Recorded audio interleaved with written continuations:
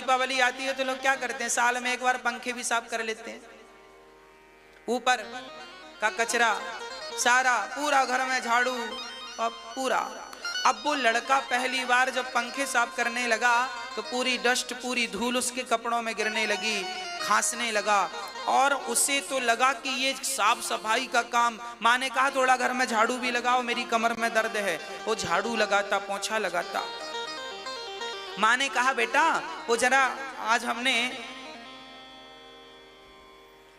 नाश्ता बनाया था, बर्तन धुलने की हिम्मत नहीं है बेटा, जरा तू ही धुल दे। अब वो लगा बर्तन धुलने। अब जब वो बर्तन धुलता तो उसे पता चलता कि राम राम ये काम भी कितना कठिन है। साफ सफाई करता तो लगता यार ये काम कितना कठिन है। हाँ, माँ ने कहा थोड़े से कपड़े हैं वो भी धुल दे, तेरे ही कपड़े हैं। जब वो अपने कपड़े धुलने लगा उसे बड़ा कष्ट हुआ। आज जब वो कष्ट में कराह रहा था, माँ से बार बार कह रहा था माँ थक गया हूँ, थक गया हूँ।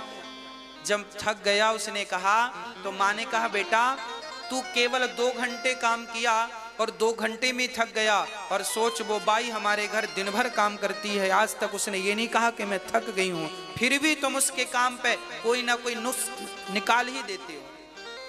ये काम गलत है, ऐसा नहीं हुआ, वैसा नहीं हुआ। अच्छा, बच्चे सम्मान कब करेंगे? आप सब, ये जितनी मेरी माँ बैठी हैं यहाँ, आप ही बच्चों को बिगाड़ती हो ज्यादा। बेटा जवान था, सुंदर था, पैसे की कमी नहीं थी, उसके घर एक काम करने वाली एक बाई काम करती थी, वही भोजन बनाती थी, वही पोंछा झाड़ू का काम करती थी। मतलब घर में परमानेंट काम था उसका, सारा काम करना है उसको।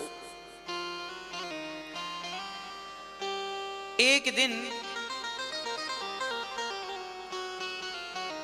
उस लड़के की मां ने कहा कि बेटा आज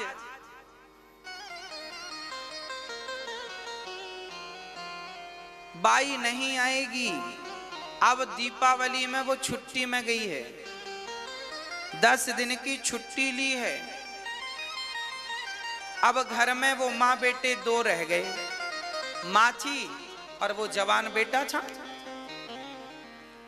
और वो बाई काम वाली दिखी नहीं, शायद वो छुट्टी पे चली गई, दीपावली का समय था साफ सफाई का। तो माँ ने अपने बेटे से कहा बेटा उठाओ झाड़ू और घर की साफ सफाई कर लो।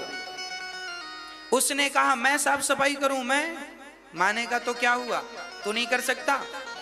तो राजा का बच्चा था, छाले पड़ गए, पसीना खोपड़ी का पांव में चला गया, शरीर के सारे कपड़े गीले हो गए पसीने से, और जब पसीने से कपड़े गीले भये और जब शाम हुई तो 5 पैसे लेकर चला, शरीर कांप रहा था, ऐसे ऐसे थक गया था, और ले जाकर पिता को दिया। पिताजी ये अपनी कमाई के 5 पैसे लाया हूं। पिता ने हाथ से लिया और जो तालाब में फेंकने लगा, जोर से चिल्लाया पिताजी खबरदार ये पैसे आपने फेंके तो।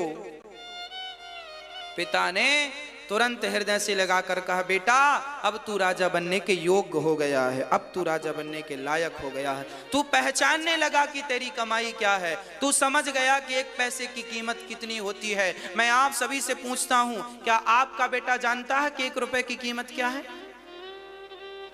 क्या आपका बेटा जानता है कि 100 रुपए की कीमत क्या है? 100 रुपए की चाट फुल्की खा लेते हैं आपके बच्चे। हाँ, कभी उनसे पूछा है कि बेटा ये 100 रुपए कहां से आते हैं? आपकी गलती होती है माता पिता आपकी, आप बच्चों को परवरिश नहीं दे पाते, अहमियत नहीं बता पाते, ना तो पैसों की आप अहमियत बता पाते, ना रिश्तों की अहमियत बता पाते। बाप कमाता है, बेटा उड़ाता है, बाप को भी लगता है इकलौता बेटा है, इकलौता बेटा है, ऐसे बेटे नहीं होते। हाँ, योग्य बनाए। पिता का कर्तव्य क्या है? पिता का कर्तव्य है कि आप अपने बच्चे को केवल केवल धनवान ना बनाए, बच्चे को संस्कारी बनाए। हमारे यहाँ एक कहावत है कि पूत कपूत तो क्यों धन संचय और पूत सपूत तो क्यों धन संचय। कहावत का अर्थ यह है कि बेटा नालायक है, बेटा नालायक है तो उसके लिए भी कमा के रखने की जरूरत नहीं है। नालायक है तो कितना भी कमा के रखो उड़ा देगा, और बेटा लायक है तो भी कमा के रखने की जरूरत नहीं है, लायक है तो करोड़ों कमा लेगा। तो जब बेटा नालायक है तो क्यों कमा रहे हो, और बेटा लायक है तो क्यों कमा रहे हो? भजन क्यों नहीं कर रहे हो? भगवान की शरण में क्यों नहीं आ रहे हो?